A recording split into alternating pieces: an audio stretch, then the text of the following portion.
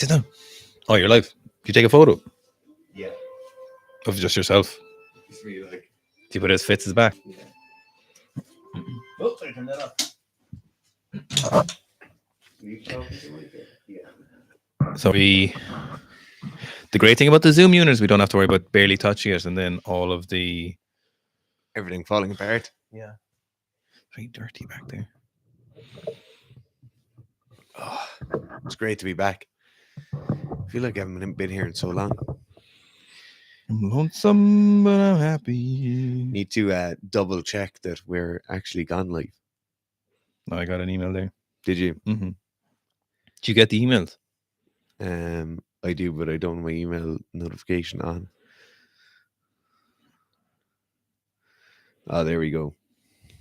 Can you let us know if our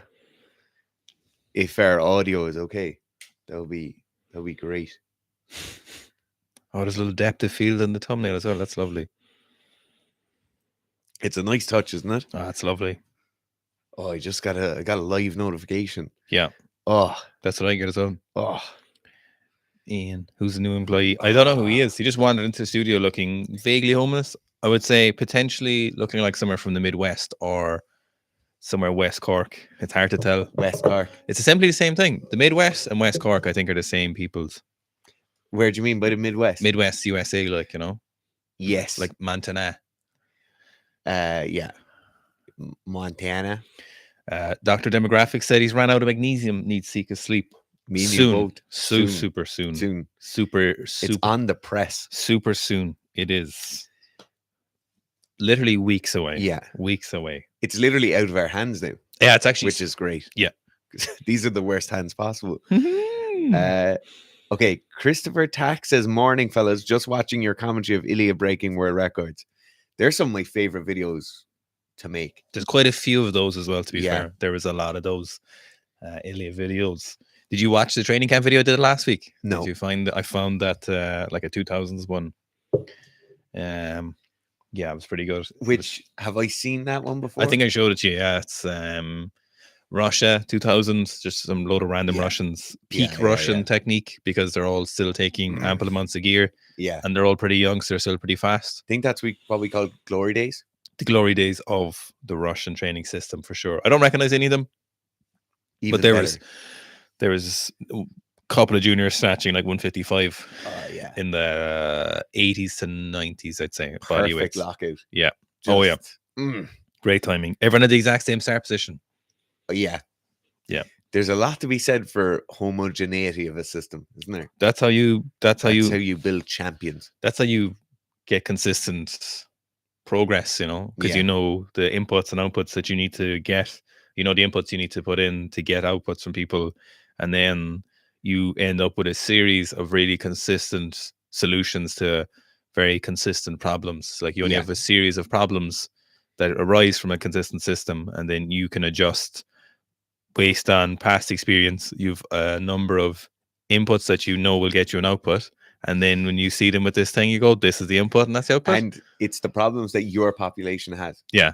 You know, though this is Christopher, this is Stefan's brother. Yeah. He is the same issue with his knees. That, like, it's the thing is, and except there's a billion of you. But they, like the Russians, I think I've kind of lost their touch in the last kind of couple of decades in terms of coaching. Yeah. It wasn't really the same as like the 70s and 80s in terms of, might be even before that, like in terms of like sports science rigor. I think the overreach of the system is kind of lost a bit, you know. I think you're very independent based on the coaches by the looks of things. Which is a terrible thing in sports. Absolutely. Yeah. That's the last thing you want, is any sort of free thought among multiple different individuals in control of the elite bodies.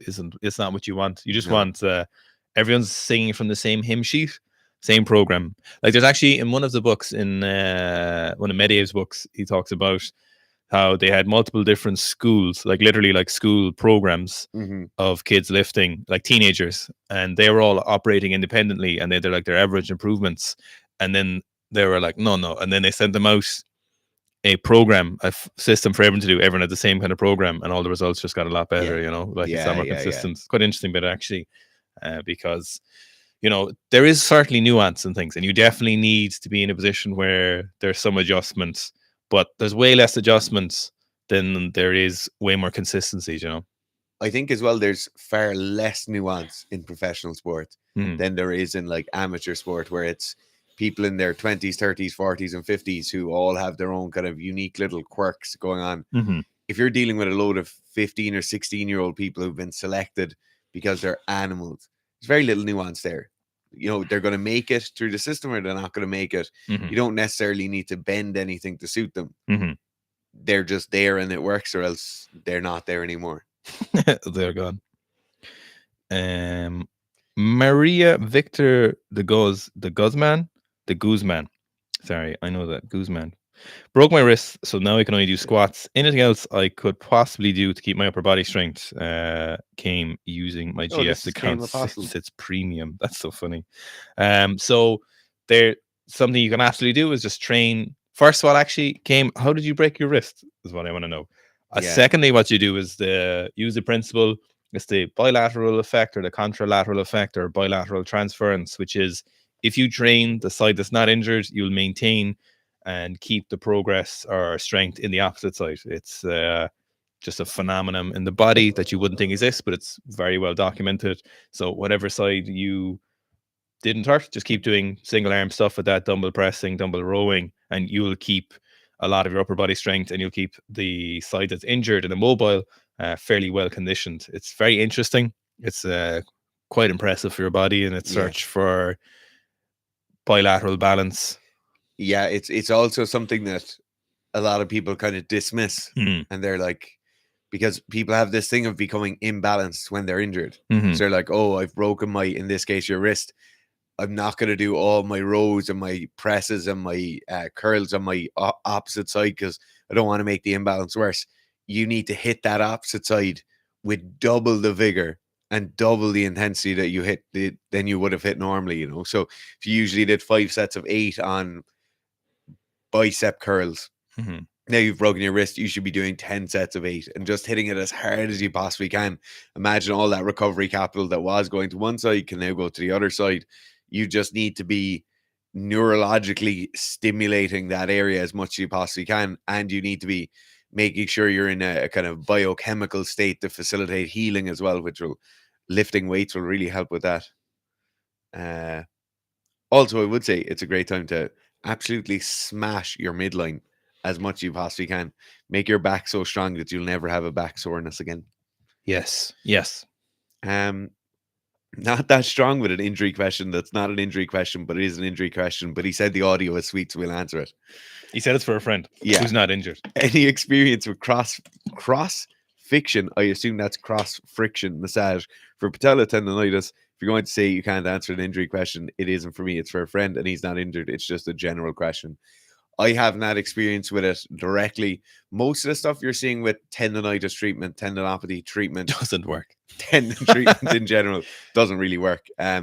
Cross friction massage would be to promote blood flow, or any sort of cross fiber interaction will be to promote blood flow as much as possible.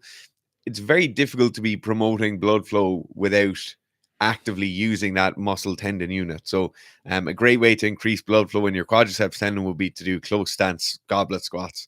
The issue with that is if you're already down the line of that tendonitis or tendinopathy, or wherever you are on that kind of spectrum, if you're already down along that line, it's very, very difficult to elicit some blood flow without inherently causing some damage within the tendon. And depending on how far along that line you are, you promoting blood flow through exercise might actually be negative. So in that case, the use of cross fiber massage or acupuncture or flossing or any number of massage guns, whatever it is, those things will promote blood flow to a certain extent, but it's unlikely that amount of increase in blood flow will really make a difference, you know. One of my very favorite things for people who are having issues with their tendons at the moment, and assuming they've gone through and corrected any biomechanical issues, corrected any loading issues, which really tend to be the issue. So the actual loading and the programming of your training, once that's been corrected and your isometrics are on point, once you've hit the things that actually work and actually make a difference, the place I'll go to after that will be static stretching of that muscle unit. So if we have a massive loading on the quads through just chronic tightness in the quads, that's pulling on your quadriceps tendon or your patella tendon all the time. And if you can just alleviate some of that systematic tightness, you can allow that tendon to be in a small but better position to heal up and get better through the use of the other modalities that actually work. Your isometrics, your appropriate loading, your correct biomechanical form. But yeah, I like static stretching. I like lengthening out that muscle or relieving some of that chronic tightness that might be in that muscle. Like if you look at all of the therapies that you see routinely used by varying medical professionals on knee tendonitis, cryotherapy, infrared therapy, shockwave therapy, dry needling, massage therapy, platelet-rich plasma replacement, none of them seem to work very well, and it just is really inconsistent across people in regards to how well they work. And it's, you kind of got to go back to the source and you're trying to correct knee tendonitis. You know, sometimes you can have knee pain and then there's very easy fixes for that, but when it comes to full blown, I was actually gonna make a joke there, but I can't. It was South Park. You know that South Park joke I'm thinking of? Yeah, I can't make that one. So if it's full blown tendonitis in your knee, you've got to go back to the source and figure it out. Initially, that will look like reducing the load, because more than likely load caused the issue or is part of the issue. And then, like Dara talks about, that biomechanical issue, maybe a unilateral imbalance, either in mobility or strength, kind of heavily contributed towards that. And you've got to fix it there. The most important thing to do for your friend who's not injured, if he has tendonitis, is get on top of it way sooner rather than later, because I do know of cases of people who let tendonitis go way too far, and then it's kind of time in, time out when it gets to that stage. When you get into a realm of, it's been a year of extreme tendonitis, it's looking at a year or more back to full recovery. And a lot of the times you see with those people, if they don't get on top of it, you see that lingering pain lasts for a long time, even though the function might return. You don't want to get to a stage where you get that tendinopathy, so you get those cross-sectional holes in your tendon, which Dara actually had at a stage. I literally just think you really want to find that MRI disc and see if you can, if we should, I could do a video on that actually. Yeah, it's like Swiss cheese in both quadriceps and patella tendon. Now, interestingly enough, on the tendon, one therapy that does really work and is emerging a lot is the use of peptides, and BPC 157 seems to work incredibly well for tendinous units. Obviously not recommending that, but just making people aware of it, and definitely wouldn't say you should go do that. But I do know it's getting really popular. A lot of functional medicine doctors in the US are allowed to prescribe it, and they get what's known as compounding pharmacies to make it for them, so they know it's for sure BPC 157. It's a short chain of amino acids. I always wondered how they source that. So they just have, like, essentially, you go to they call them compounding pharmacies, just a small lab essentially, and peptides are quite easy to make if you know what you're doing. They're just short chain amino acids, so they're relatively simple for those to put them together. Yeah, and they know they're getting BPC 157 and stuff, and give it to their patients for a whole number of things. It sounds a little bit too liberal, and you'll see a lot of the TRT clinics in America are doing it. So they'll do everything but a full cycle with their patients. So they'll do like TRT, loads of GHRP releasing peptides, optimization. But then they'll do things like BPC 157 and TB500 all the time with them, or frequently for no reason. And it's kind of, what are you doing there? Like, we know what's going on here. You're a drug dealer here. That's fine. That's fine. You're a drug dealer selling drugs and you want to make people buy them legally. But the patients want that too. 100%. You know, the thing with the peptides in like the TRT community at the moment is like teenagers taking SARMs. Fuck yeah. If you take one, people seem to take all of them. Yes, SARMs. People love that with SARMs. With SARMs, it's like, oh no, I'm on 5 different things. And it seems to be the same with like the use of peptides. It's like, no, I just a little bit of this for that, a little bit of that for this. It's like the start of Wolf on Wall Street, where he's like, I get a little bit of this to bring me up, a little bit of this to bring me back down, a little bit of this to bring me up. Yeah. Cocaine to bring me up, Xanax to bring me back down. Like you see, Rogan used to take HGH, but he's talking about peptides. Yeah. He uses peptides instead.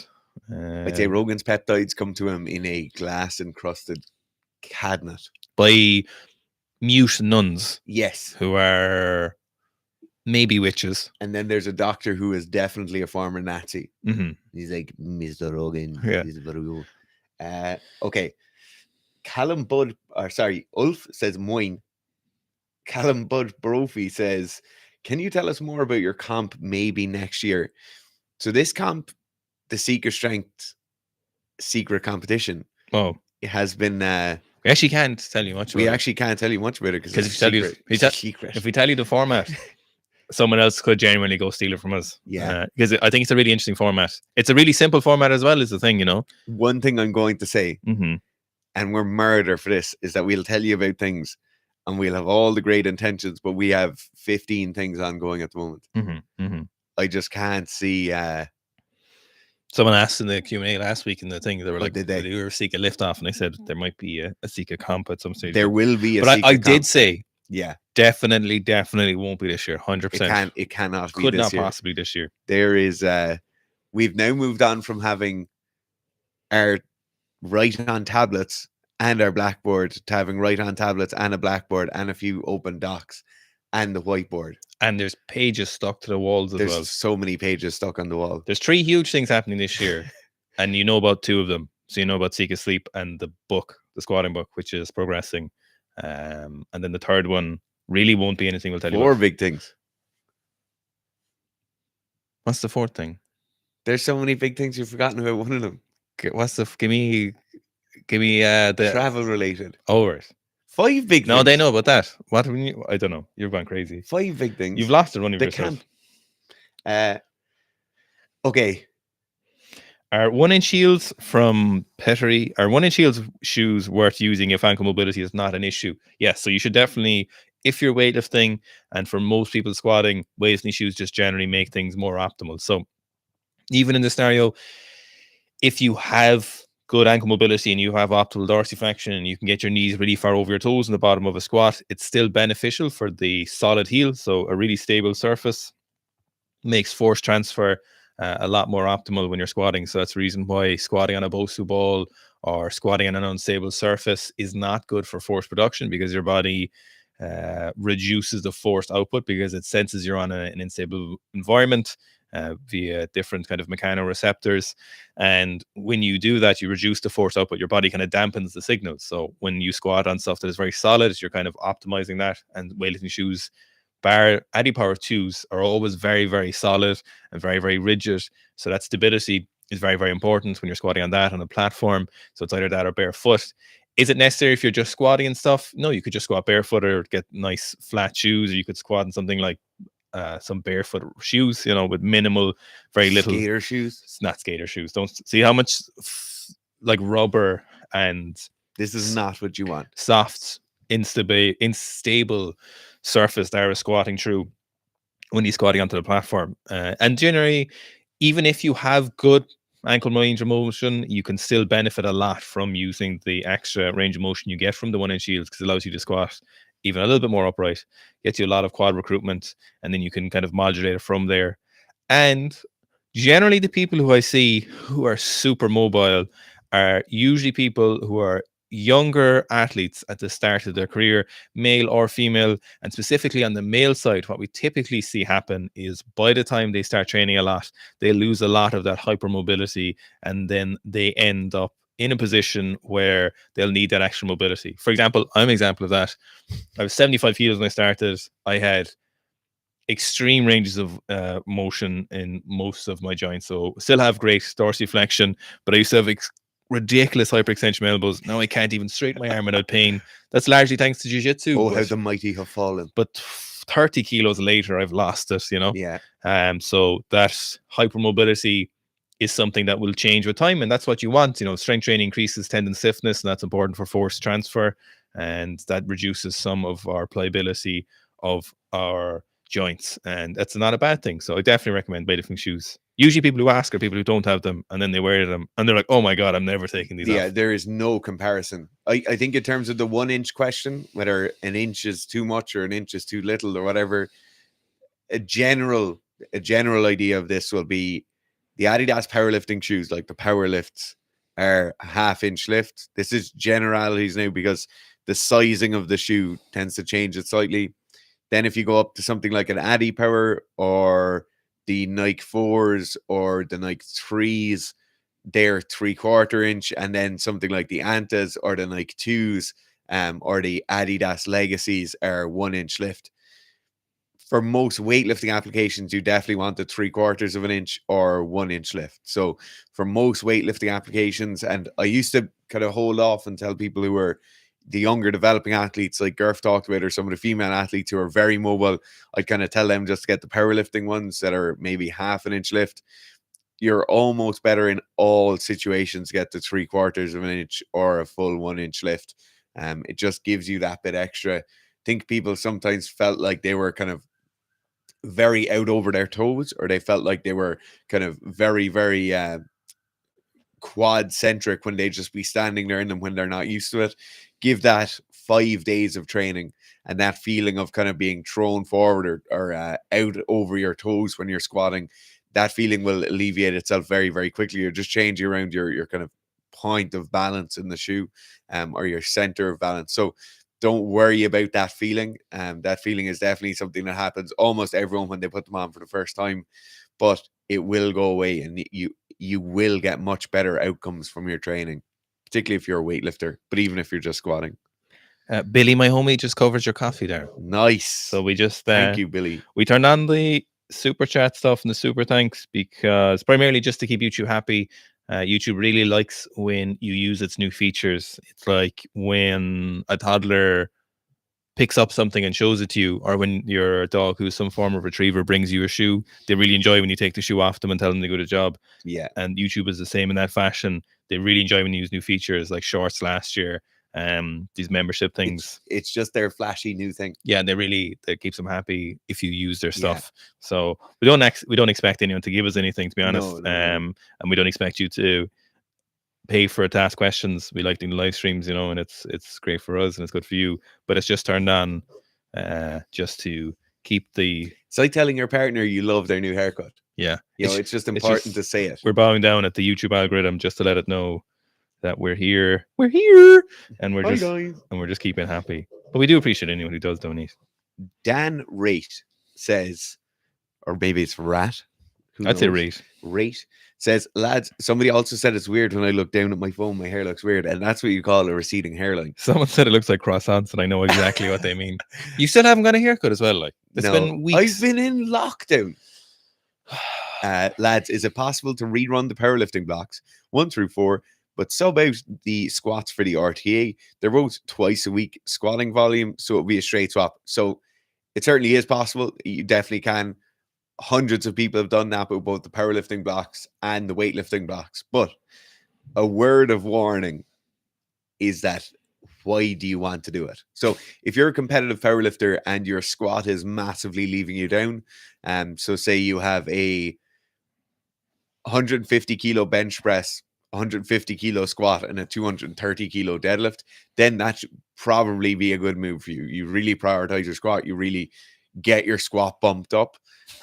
If you're kind of reasonably proportioned across the 3 lifts and you're looking to be a competitive powerlifter, I would just say, as a word of warning, don't deviate too far from the kind of main path to success. So a lot of time people just want to do it for the crack, or because they want to do it, they want to feel what it's like, and that's absolutely perfect. But if you're in the competitive realms and you're saying, okay, for next year, I'm going to spend this amount of time with the squat, this amount of time for the bench press, this amount of time for the deadlift, you're probably better off just kind of slowly raising all boats.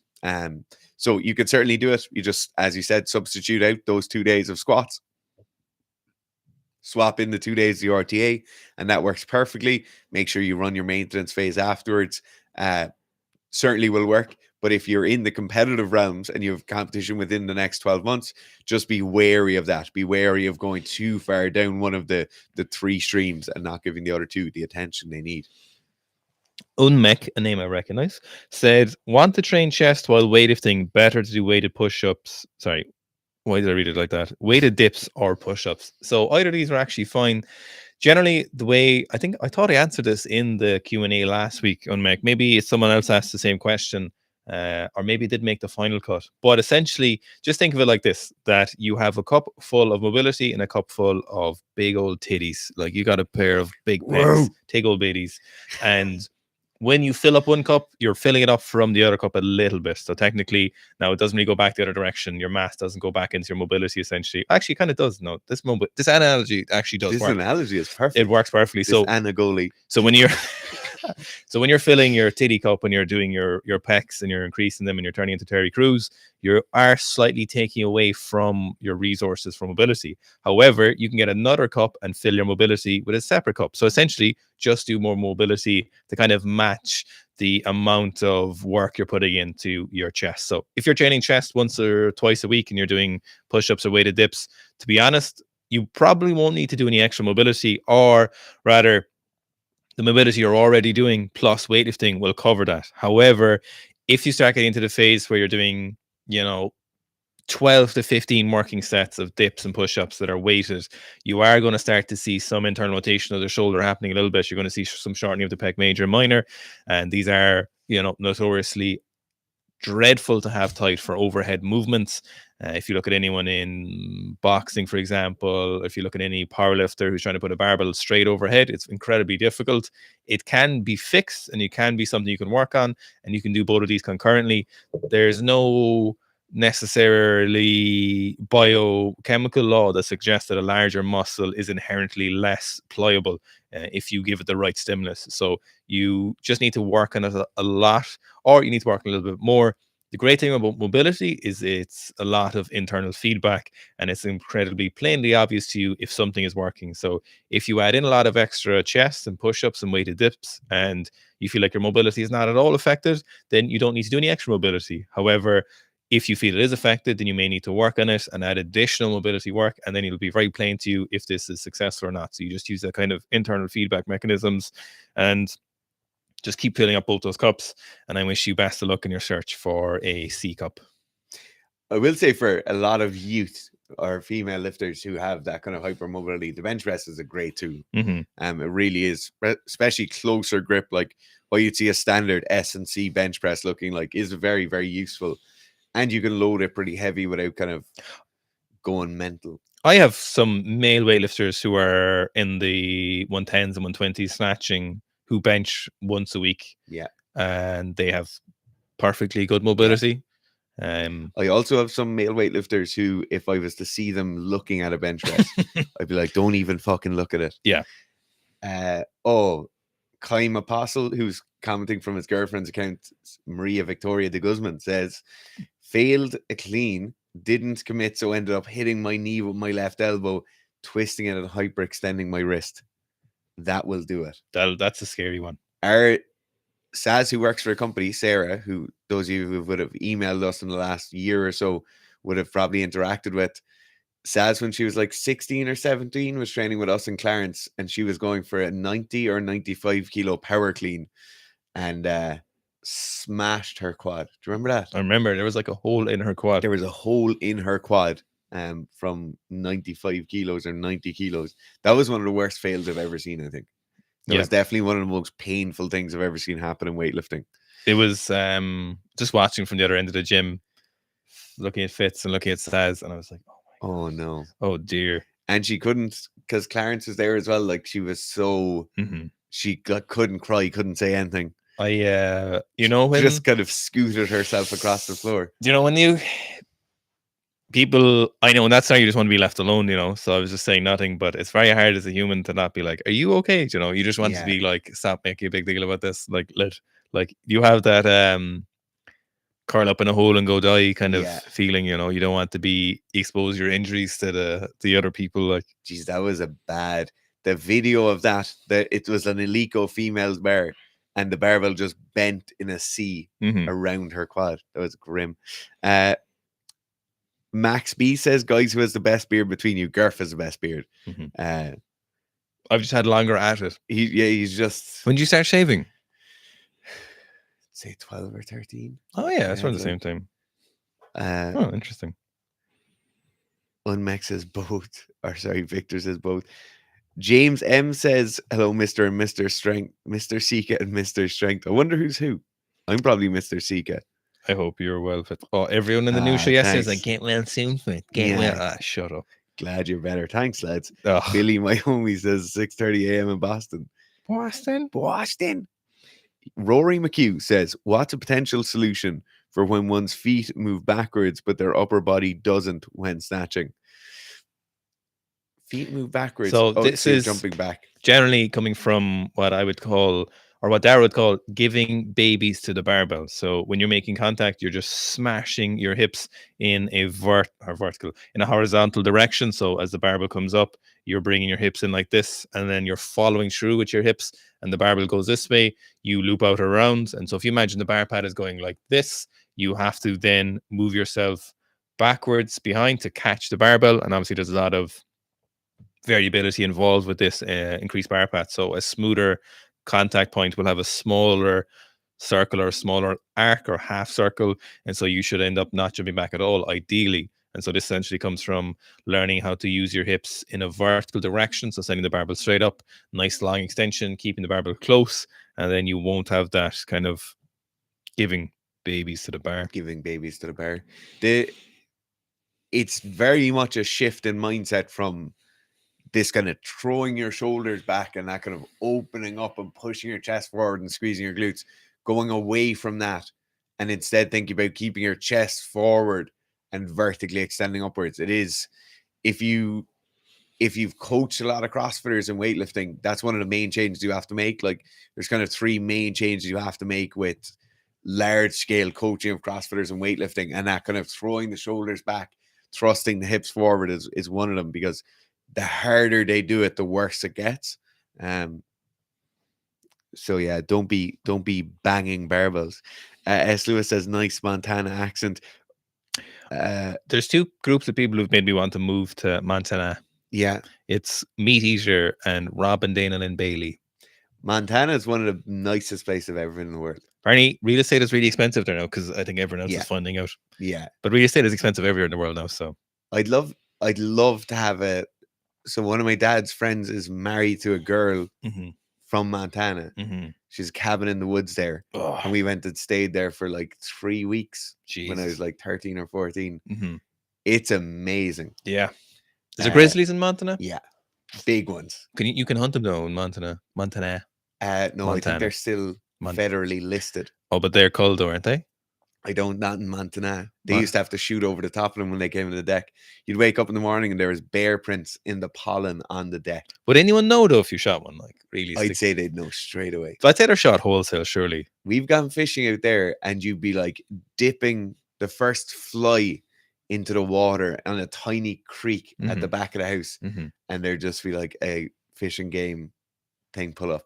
Yeah, I've heard that. Just out of nowhere. Yeah, I saw some quote on something. It's like, can you please put your gun away and render it safe? Can I see your license, please? Like, yeah, I'd say it's having fished in Ireland my entire life and shot here since I was 12. I've never, ever, ever in my whole entire life ever gotten asked for a license or anything, or even seen somebody who would be in a position to ask me for a license. Over there, you'd be like, on 5 days of fishing and your license would get checked 4 times. Mad. It's crazy. They put so much money into it. It's great though. Jerk's asking, hey lads, what are the regulations around PEDs and Sika stand? So there's just obviously a minimum dosage anyone needs to be on it all year round. So just a minimum level of stanazolol and other. You can kind of pick yourself really, but there's just a minimum milligrams per month that you have to hit in your quota, and if you don't hit them, obviously you just get sent to the squat gulag. Yeah, it's like the overtaking lane on the autobahn. You know, that outside lane on the autobahn where there's no speed limit, but there is a minimum speed limit. Everybody has to be packing. RS says, welcome back, Fitz. Thanks very much. It's great to be back. Pavel, who went to train with a Romanian coach, says, hello from the Romanian club. Got to start again with the empty barbell to fix my technique on weightlifting. And what I do with my body weight is up to me. Is it a good time to cut? I'm around 14% body fat. So probably the answer is no. Anytime we're trying to alter motor patterns, technique, hone movement patterns, any of these things, changes in body weight change what we're learning, right? So imagine you're going for your first ever driving lesson, and every time you go to start driving the next day, you have to drive a new car.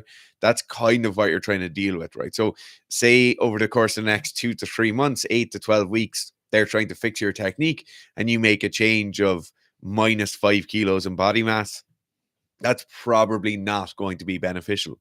In the same way where if you made a change of plus 5 kilos in body mass, probably won't be beneficial either. You might get a bit stronger, feel a bit stronger, but in terms of altering those motor patterns from a kind of motor cognition point of view, you want things to be as homogenous as possible across the board, right? So when we're making large scale technical changes, we want the vehicle within which we operate to maintain its kind of structure as best we possibly can. So if you're in, it would be different if you said I'm 24% body fat, and then I would say for general health you probably want to drop down a small bit, or for kind of athleticism you want to drop down a small bit, but around 14% body fat is a great place to be for a natural weightlifter.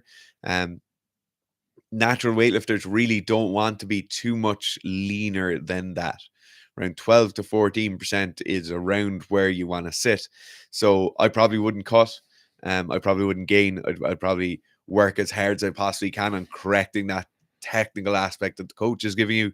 If you have other available resources, so if they say you can only train with an empty bar and you can only do 5 sets of perfect snatches and then you're not allowed to do anything else, then it might be a time to do some work capacity stuff, do some general strength training, do some prehab or rehabilitation stuff on previous injuries. But in terms of altering around body mass, it's probably not the time. So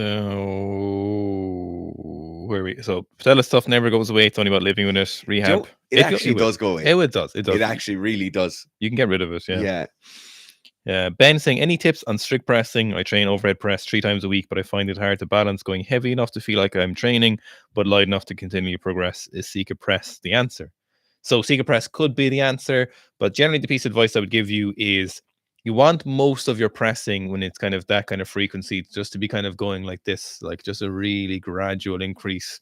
The volume mostly consistent across the session. So if you're doing 8s, most sessions are between like 6s and 10s. And if you're doing 5s, most sessions are kind of between like 4s and 6s. So it's just gradually the weight's going up like this, and then your reps and volume is just gradually going down like that, but a very, very slow progress. So the weights are very, very similar from week to week.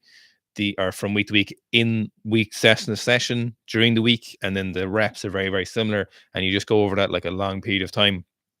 Then eventually you get to a stage where you're just doing a lot of heavy pressing for a peaking period. So that's the advice I give you. It's don't try and really mismatch the reps during the week. So don't have 10s at one session of the week and then don't have 3s or 1s or something later in the week. Try and keep all of that volume nice and consistent across it. Same goes to the bench press. We're just keeping the volume gradually decreasing it, but very consistently over the course of the weeks and consistent across the sessions in the week. And then our intensity then is just going up very, very gradually to match this decrease in volume.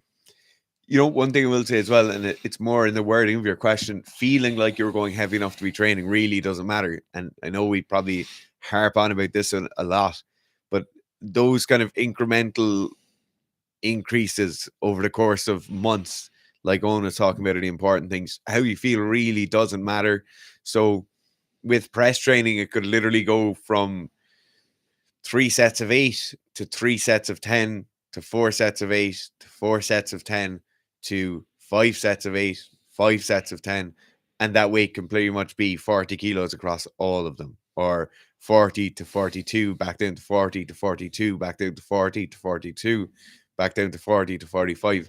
And it's you're talking about minuscule increases from session to session, and how heavy you feel like your training doesn't matter. The slope of that line is what matters. So the slope of the volume line matters, the slope of the intensity or the loading line matters. Or if you wanted to make it even simpler than that, you can do a volume load, which would be sets multiplied by reps multiplied by load on the bar, and just make sure that is incrementally climbing every time, and just go from there. The feeling like you're going heavy enough really is probably the thing that would hold you back most. IKEA steals a lot of timber from Romania from illegal timber logging. Yeah, you told me that. Yeah. Go on. Was that when you were looking at our IKEA? I was, yeah, and I was thinking of Romanian because Pavel was saying he was training with Romanian coaches. Yeah. Do you feel bad? I actually do a little bit, yeah. It's not necessarily this timber is stolen. And it's not necessarily that IKEA steal the timber, but there is illegal logging going on. And you don't like that. Someone steals the timber, and Romania is some of the largest natural forests left in Europe, along with Poland, I think. Scandinavians do as well, but there's a lot of it in Romania, or there was. Yeah, I'd have no bother if they were stealing commercial forestry. But it's like old growth, natural forest. You can't be messing with that, lads. People have been murdered over the activism around in Romania. No way. Yep. Not good.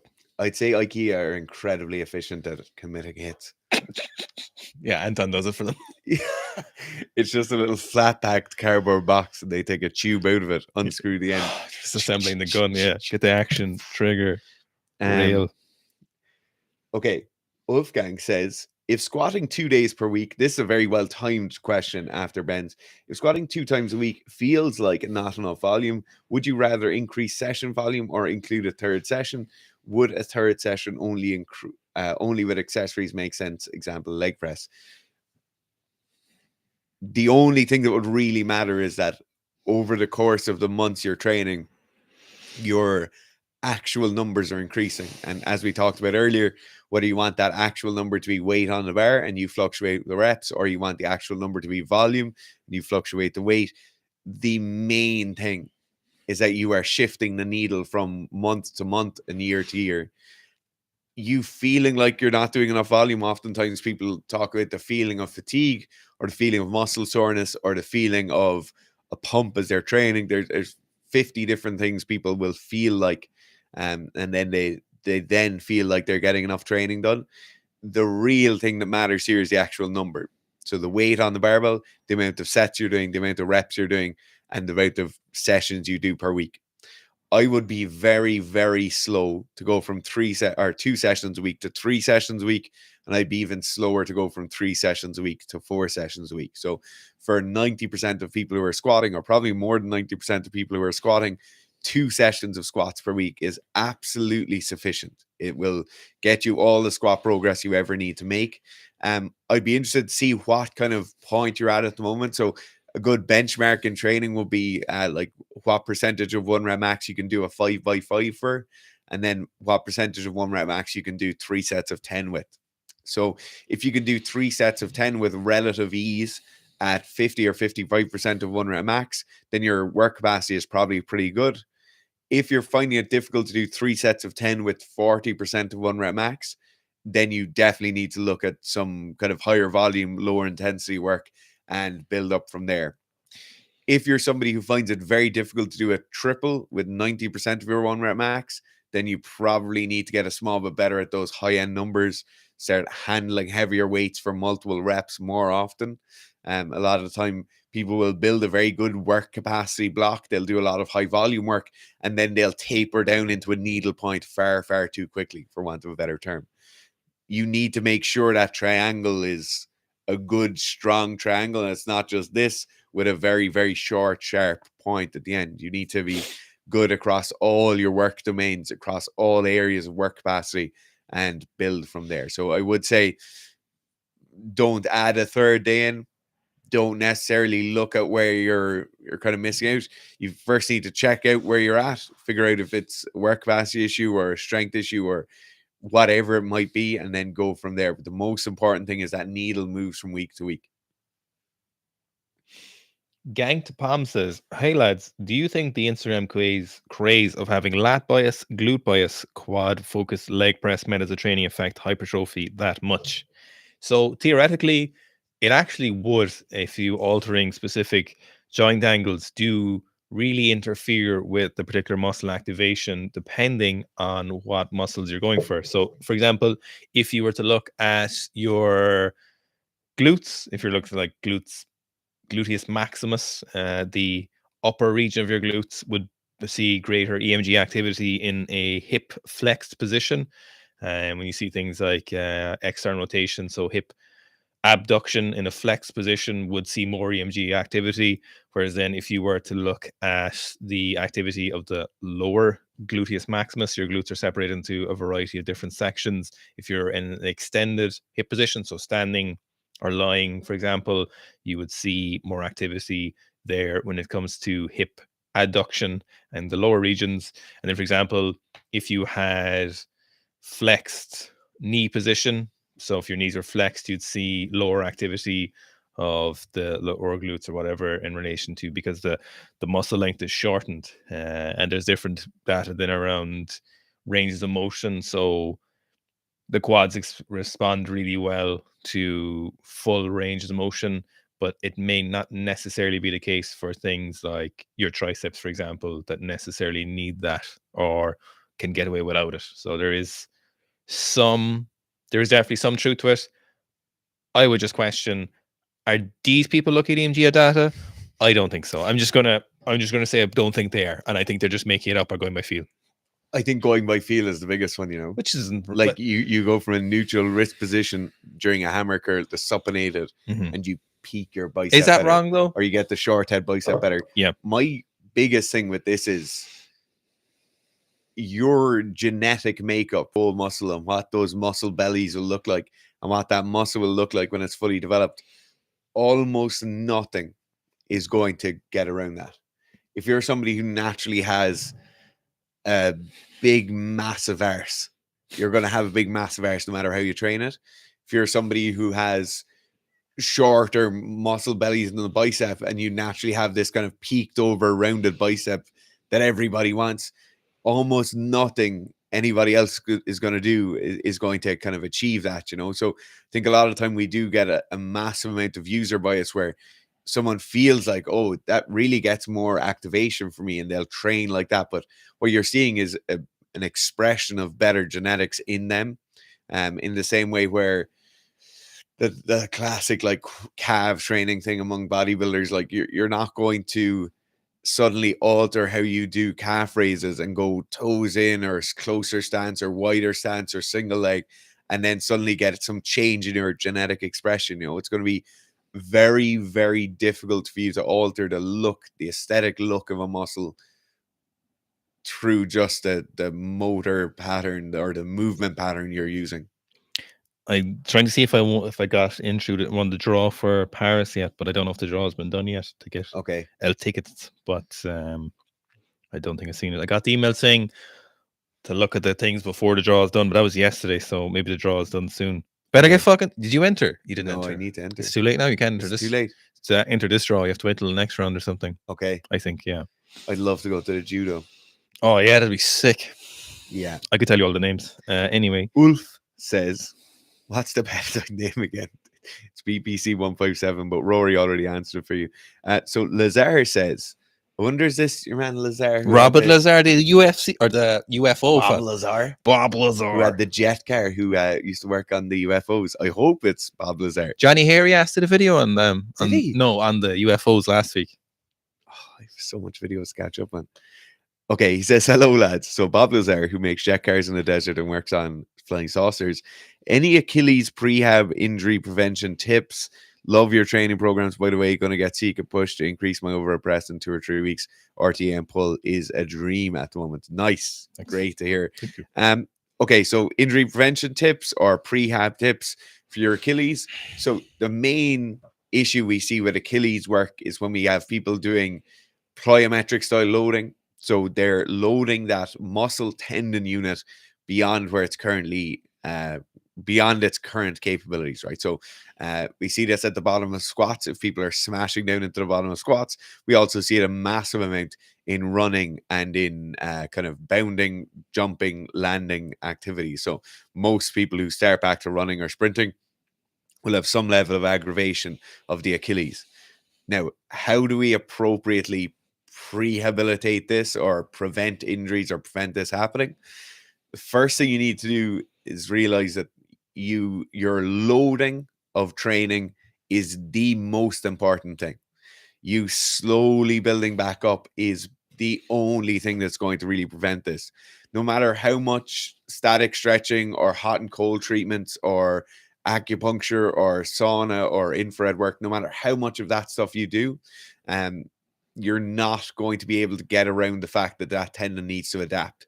So if you're getting those kind of Achilles tendon stuff aggravating during the bottom of squats or during runs or during sprints or during jumping and landing, all you need to do is withdraw back from the current level of training you're doing and slowly build back up there. So it's unfortunate. It's not like something else where your back might tighten up and you can adjust loading and you can do some stretching and you can alter movement patterns and you can change your technique in such a way where your back mightn't get aggravated. And the thing with the Achilles is you'll just have to wait for that adaptation to come. It should come quite quickly, particularly if you've been in a trained state before. It will come quite quickly, but you just need to slowly build up into it. And make sure you're not overly aggravating it. The Achilles is the strongest tendon we have in our body. If you take 10,000 steps a day, that Achilles tendon absorbs the force of your full body weight 5,000 times a day on each leg, you know. So it really is something you must be conscious of. It's a big, strong, powerful thing, but you have to kind of baby it a bit when you start back to training. Collie Blue said, are there any theoretical... Collie Blue makes me think of the Six Nations starting. Collie Blue. Did you see the Ireland match this weekend? I didn't, actually. Oh my God. I missed it, actually. No, the first 20 minutes of that Ireland match is some of the best rugby they've ever played. Who were they playing? Who were they playing? Wales. They hammered them. Flat out at the weekend. There's just nothing. They just one hand on the neck, straight arm, like this. Yeah. Just Ireland are very juicy at the moment. They're very good. A lot of the newer lads are very juicy. I noticed you said good, but they're very juicy. Very good. They're one of the very good. Very good. For me, it's very good. I was pouring concrete at the wind to dig up my fucking foot pat. Oh, were you? It looks great now. It's great. Was it? It's done. It's done. Did you cut a channel through with the grinder? Yeah, and I got a Kango as well. So. Oh yes. Dead one. Are there any theoretical differences in weightlifting technique between men and women, and are there any practical differences? This is a very interesting question that we can make a very long video about. But I would say theoretically, as a group, women should have theoretical differences that would make their technique different in practicality. You would have different muscle fiber distribution, different densities of tendons, different propagation of that muscle signal to the muscles, so that electrical signal theoretically would be slower.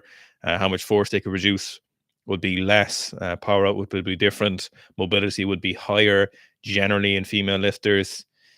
But in reality, we just don't see those things. And I don't think you should coach females with a different technique. And a lot of the times what we see with female lifters is we specifically see it in the clean as well, from non-institutionalized countries where they have a system of technique and they're not using a lot of PEDs. We'll see a lot of lifters tending towards a clean where it's an incredibly high catch point. So it's a very high pull, very long pull, very high contact, and then they'll ride it down. But you don't need to teach female weightlifters to lift like this. They can lift just as fast under the barbell as male lifters relevant to their weight. They can be just as quick. They use the same positions. You can make the same posterior and anterior muscles as strong relative to their lifts, and they can lift to that same quality of technique, that same snappiness, and that same efficiency of bar pat and bar height. Obviously, weights are just less, but when it comes to the practical differences, there isn't any, and I don't coach female lifters in terms of technique any different, as I see it work very well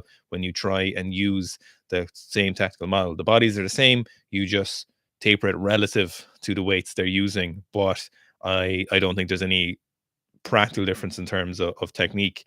When it comes to programming, there is difference. Generally, female lifters can go for longer in terms of the loading phase, so anywhere from 2 weeks longer to a little bit more in terms of how long you can extend the phase before you need to reset a little bit. So generally you'll see like male lifters will kind of do 4 weeks on average as a rule of thumb, but generally you'll see female lifters can push it towards 6 weeks before seeing any negative outcomes. So generally after the 6 week you might see a negative. Yeah, in terms of sheer biomechanics of a male versus female frame, one of the only real differences you'll see, and it makes almost no difference for weightlifters, is that Q angle. So the angle of the head of the femur coming down into the knee on females will tend to be steeper than on males. So males will tend to have narrower hips, and their hips will stack over their knees, small but more straight. In females, you'll tend to have wider hips, and they'll have this kind of what you might call a negative Q angle or an increased Q angle. That makes a difference in sports like basketball, running, any field sport where you're jumping and landing, you'll see increased incidence of ACL tear, MCL tear, knee issues in general, particularly the knee ligament issues, and reoccurrence of those issues will tend to be far higher in females. But in sports like weightlifting, where you're static is the wrong word, but you're not laterally loading people, that really doesn't make a massive difference. The Q angle stuff is controversial, so not all researchers would agree with the injury part. There's a lot of interest in the Q angle stuff, so there's a lot of reading on it. Some researchers seem to think it would increase injury risk and reoccurrence, but other researchers then don't seem to. So it is. I think the issue is that the non-comparable nature of male versus female strength in the legs. Well, no, but it's what a lot of research is saying is that a lot of female athletes, even with a unfavorable Q angle, can still make a very positive one when doing their action. Yes. So they can still make it happen into a positive one, just get more external rotation of the knee, you know? Yeah. And they end up, so like with that. The issue is making it happen. Maybe, yeah. Yeah. It's interesting though. I'm completely lost. Bailey, my homie said I thought for sure Sika March drop is coming. No, the next drop will be Sika Sleep. This is February. I'm going to say maybe... It will be incredibly lucky to have a Sika summer drop with some sick shorts. Laze Lilac? No. I don't know. The Combat Athlete Program from Frederick Nietzsche, who... I wonder if that's your real name, but I doubt it. The Combat Athlete Program asks for 1RMs, but I've never tested those. Should I use a calculated number from a 3RM or actual test? And what about exercises I don't train regularly, like overhead press? So, Frederick, just use the most conservative estimate you can use for this, especially for the Combat Athletes Program, and especially if you're someone who hasn't tested these. It's likely that you're newer to strength training. You know, most people after a number of years would have a fairly good idea of what their 1RM would be. Even if they didn't go for 1RMs, they would end up with like a failed 3RM or something like that. So what I'd probably do is I'd actually use your 3RMs as your 1RMs in the program and use those as the appropriate loading, or maybe add like 5 kilos onto them, but very conservatively use those as your 1RMs. And in regards to the strict press, the overhead press, just figure it out. Just go do a session and just do a little bit of strict pressing and see where it drops. You know, is it 25 kilos, or are you a horse and it's like 90 kilos? You know, there's people out there like that. So just, you'll have to play around with your strict press a little bit before you enter the max. So it's worth doing it there. But for the other lifts, use your 3RM or just a small bit more and be super conservative with it. It's much more valuable for you. But when it comes to the press, then just do a session or two and figure out and see how it feels and get a ballpark estimation of where you might be for the strict press. It's, you know, it's fairly low impact, so it's worth seeing what your abilities are like on that before you enter in the program, as it'll save you a lot of time and make the program more productive. Yeah, you'll always have a very good idea of where you're at within a session or two. RS says, I've been increasing weighted pull-ups by 1.25 kilos each week over 4 weeks. I'm now at 9 kilos. I can't do more than 6 reps in a set now. How do I continue to progress? My goal is a set of 25 reps unweighted. So first thing I think you should start doing is reverse engineering back from 25 reps, right? So if your aim is 25 reps unweighted, then that probably looks like something like 5 sets of 10 with 15 kilos body weight. I'm not sure what your body weight is, but 15% of body weight on you. If you were to do 5 sets of 10 or 4 sets of 15 reps with that, that's a great place to say, right? So that's a great place to say, if I can do 4 sets of 12 to 15 reps with 15% of my body weight on my hips, then I'm going to be able to do 25 reps unweighted. Now, once I have that marker of 4 sets of 12 or 4 sets of 15, just say 4 sets of 15 at 15 kilos, then I'm going to say the next step below that is 4 sets of 15 with 12 kilos, or 4 sets of 15 with 13.5 kilos. And then I'll reverse back from that. So I'll keep reversing back, keeping the volume quite high. I will say something like multiple sets of 6 reps is probably too low at the moment. If you're looking to get to kind of 25 reps, I'd probably say 8 to 12 would be a pretty ideal rep range for your weighted work. So then just slowly start building up from there. So if you're at 9 kilos at the moment, at 6 reps, probably drop that down to 5 or 6 kilos and start building up the reps slowly. Maybe we'll start with 4 sets of 8, then go to 4 sets of 10, then 4 sets of 12, all at 5 or 6 kilos. Then once you're at 4 or 5 sets of 12 to 15 reps, then you bump that weight a small bit. You'll probably have to draw back on the reps. Then you slowly build up the reps a small bit. Then you bump the weight up, draw back the reps, slowly build up the reps a small bit, bump that weight up, and you just continue on from there. So always start writing the program with the reverse engineering in mind. So 25 reps unweighted equals 5 sets of 15 with 15 kilos. Then you reverse back from there. What's the 2 weeks like that before that? 3 weeks before that, 4 weeks before that, and just reverse all the way back down. Yeah, usually for weighted bodyweight stuff, they do exactly the same as Fitz. I usually get to 5 as the marker, and if you get to 5, and that's kind of the limit, then I will increase the reps either at that same weight or go back in weight and increase the reps, and generally just keep going like that ad nauseum for months on end, unless forever, never. Essentially forever, until the person wants to test it. And most time people don't. Sometimes people want to test the 1RM, but most time people do it, it's either as a strength movement, so there's no point testing it, or they're doing it as a hypertrophy stuff, so there's no point testing it, or people just want to do it, and again, don't really care about testing it, just they like the fact that they're doing it. So it's always the method of progression is either more weight or more reps. It doesn't follow the typical progression you'll see with like the barbell movements or something like that, or other strength movements, weighted bodyweight movements. Same with weighted push-ups, same with dips. It's like increase the weight with the same amount of reps, then keep the weight the same, and maybe decrease the repetitions, so and do maybe more sets. And generally sometimes I'll do something where we'll stick with the same weight for 3 weeks, but we'll try to get up to a set of 8 for multiple sets with that same weight. So if we get to a stage where 8s are the maximum you can do with like a 10 kilo pull-up, we'll stick with that, either by decreasing the reps and increasing the number of sets at that same weight, or next week, if the progression looks appropriate, we'll just try and add a rep next week, which happens. And then sometimes next week we'll get to a stage where we can add a repetition and we'll get to set of 10 with 10 kilos.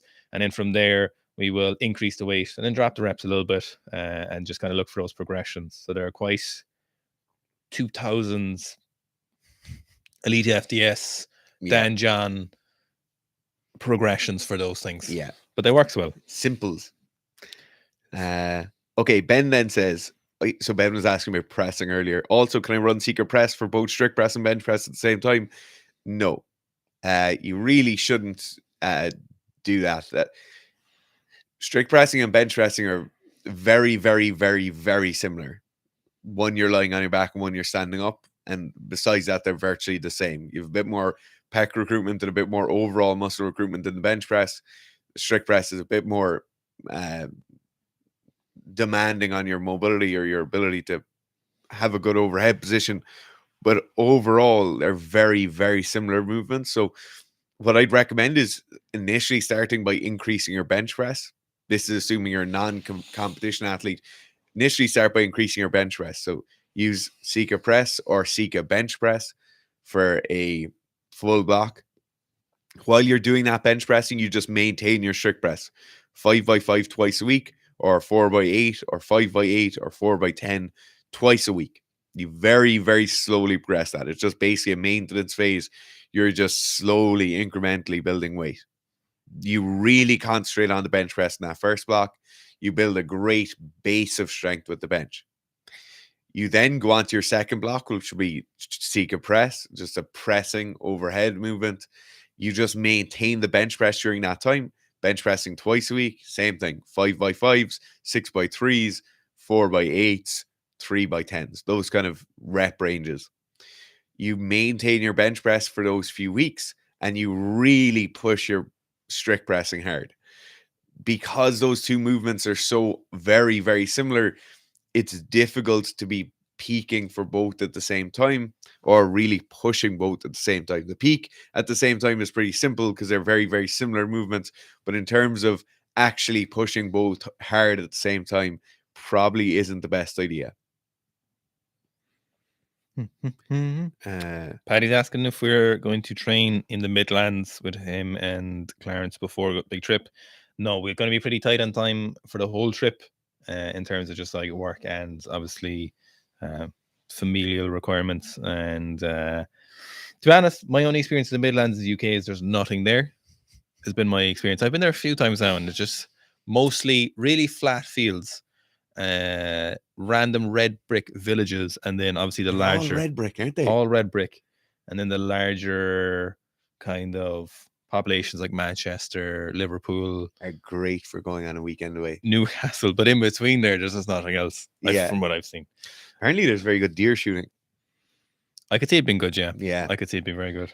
Jimmy Tyson says, thoughts on Nordic curl for weightlifting? My gym just got some Nordic benches and I've always wanted to get good at them. Any reason to use them other than that I enjoy them? So Nordic hamstring curls are useful for developing hamstrings. The hamstring is probably the most underused muscle in weightlifting.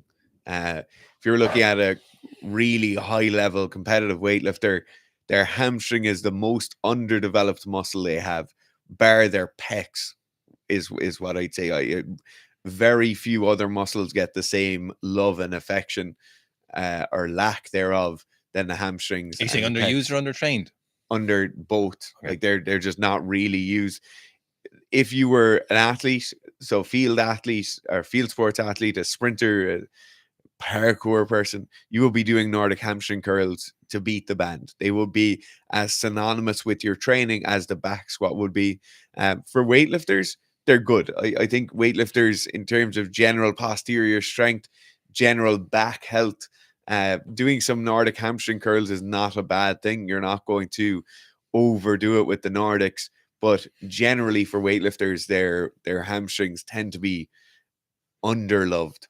But obviously, it's very, very useful to have strong hamstrings in the transition from the first to second pull. And then when you get to the knees coming back under the barbell at the hip extension, the hamstrings are involved in that. So your hamstrings are what's known as a biarticular muscle. So they are involved in two joints moving.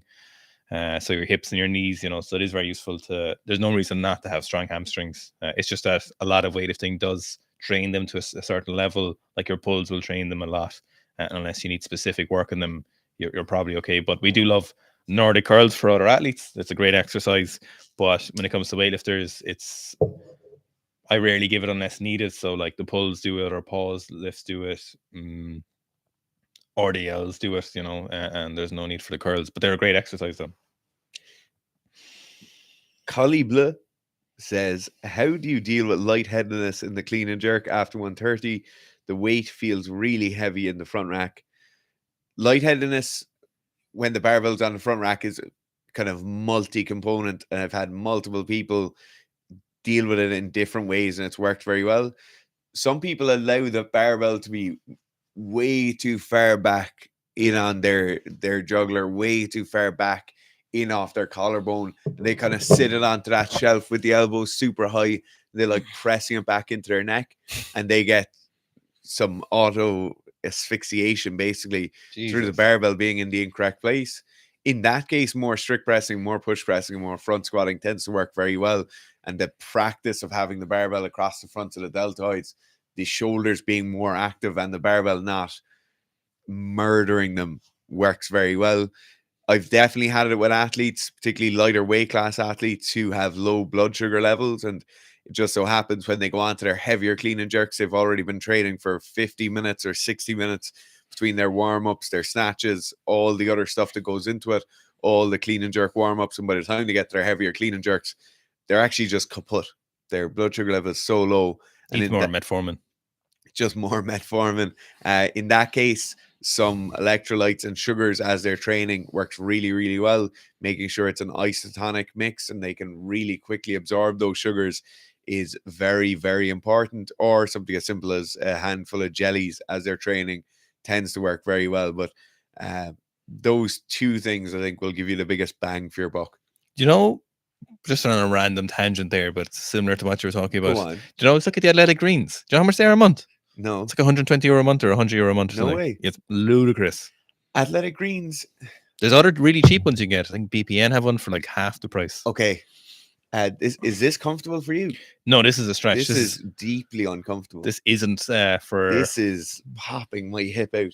If I do it on, oh Jesus, I can hold it there a little I was bit. about to say this side is way better, but this side isn't that much better at all. This is taking a lot of This active hurts. maintenance. This is like I'm trying hard to keep this. My knee is twitching up towards me. I'm getting pain on the lateral side of my knee. Who sits like that? People sit like that. People do. So like they'll sit like this, you know. This is taking a lot of work now to maintain. Yeah. I'm actively doing literally just for a stretch. This wasn't. I feel like I'm working so you can maintain that. I wasn't doing this for familiarity. Okay, we pick 1 or 2 questions. Yeah. Just over the arm. Okay. Thanks very much for everyone who had the welcome back Fitz comments, and I hope you're feeling better. Thanks very much. They did say Owen did a great job when I wasn't here, and he did, to be fair, which is just means I can drive faster and pay less attention in dangerous situations from now on, because it doesn't matter if I die. If you get tickets to the Olympic spot sports that you haven't seen live, judo. I would really want to see some weightlifting, and hopefully I'd love to see Miso or something. Maybe Lasha would be great as well. But actually, live international weightlifting competitions are very good to watch. They're totally different to regional competitions. Yes. But because you've all the people cheering in the crowd. I want to see 73 kilo judo athletes. So Shoshe One. Oh my god, yeah. I'd want to see him just absolutely fuck people onto the floor, just floor their face. Yeah. What I would also like to do is, if Ashraf was competing, our buddy from Qatar, if he was throwing, because I just think it would be class to be in that outdoor track and field arena and everything is happening at the same time, you know. There's a triple jump happening and the long throw is on, and the 400-meter runners are in their second heat. And it'll be unbelievable weather in Paris. Yeah. So there'll be good vibes all around. I'd watch any sport. I'd really go to anything, as long as the finals of something. If we get tickets, we're going to get a roof tent for my Suzuki Jimny, and me and Griff are going to sleep in it. Going to have a, like, what do they call it? Tailgating in the US, where people park up in the stadium. Oh, yeah. But it'll just be me and Griff tailgating. We'll share a location. And lovely unexplained murders. Yeah. You can go and hang out. Actually, just after that, are some people stronger because they're born with more muscle fibers, motor units, and you can't really increase those through training? So there's a variety of different factors. So it's literally genetic factors and the expression of those and how they end up. So you have those kind of muscle units per motor units, and then you have interaction with those, how fast the muscle signal propagated along the filaments to contract the muscles, fast twitch fiber distribution, tendon cross-sectional area, tendon pliability with the cross-section area changing. You will have just general coordination, so intermuscular coordination. You will have psychology. Some people will just be genetically a little bit more susceptible to wanting to attack heavier weights. Testosterone levels, all of these things are massively influenced by your essentially genetics, you know. Yeah, it's like pain tolerance, massive influence on your strength output, you know. Yes, that's 100% a genetic thing. You can obviously increase it over time, but it's just it's unfortunate that some people will be so much stronger. Ben Bowen says, as a Welsh person, it's difficult to hear an Irish accent after rugby last weekend. It would be like if you just got robbed and made a fool of by an Irish person, you had to listen to them on the live stream. I feel like there was... It was. We had the worst scrum half in the world playing for us, and we still have... Who's scrum half? Conor Murray. It's a running joke between a group of lads I hang out with, because yeah, Conor Murray was the best scrum half in the world, and now Ireland have 2 scrum halves who are better than them. It's a joke, by the way. Great rugby player. There wasn't much hype around the Six Nations start thing. I didn't see much in it, no, to be honest. See, there's a lot of hype. It depends how many former rugby group chats you're in. No, but like commercially and stuff, you know. Yeah, and like, I think Rugby World Cup year as well is just kind of throws a spanner in the works. It'd be great to see them in the Grand Slam them and then fail in the quarterfinals at the World Cup. You know, it'd be great to see Ireland do that. You know, really it'll be great to see them lose to Italy in a few weeks. But yeah, it was a phenomenal. If you're watching this not really being fully au fait with rugby and you want to watch a rugby match, you can watch it for free. I think it's on the RT player. So RT.ie. They won't be able to watch it outside Ireland. They all have VPNs. But like, you know, it's funny because I think Italy have won 2 matches in the 60 years of Six Nations, I think. No way. I'm joking. No, don't think it's 2. Uh, That's 4, I'd say. yeah, Scotland beat England last week. Great win. Great to see. Great win. Scotland get a big for the boots too, aren't they? A little bit lately. Oh, Scotland will be terrible. They're confident. Like they're confident. They just went above England in the international rankings from 7th to 6th, I think. That's fabulous. It's great to see. Yeah, it's wonderful. You know? Anything bad that happens to that English rugby team is great. Not the players in particular. Yeah. Who's coaching the English team this year? Coaching staff change around this year. Who is it? I don't know. You don't know? I couldn't name that team of coaches. What's your man? Eddie Jones. Eddie Jones, the most hated man in rugby. The most hated man. Did phenomenal things. Did fantastic things. Very racist against Irish people. Yeah. So he suited England rugby so good. He an Aussie, like New Zealand, is he not? Well, I don't know. He hated Ireland anyway. Hates Irish people. I almost said Nigel Owens was actually the most loved man in rugby. The most loved man in world sport. Yeah, in rugby, which have been a very faux pas. A phenomenal referee. Yeah, and a phenomenal representative of what rugby is. Roll away blue. Was he the first openly gay ref? I would say so. We're going very off topic here. Thanks for watching, everyone. I hope you enjoyed the live stream. Thank you for all the great questions. And welcome back, Fitz. I'm back. Hope you enjoyed the newer setup. I like the new setup. I love the new setup. Jonah Lomu, goat of rugby.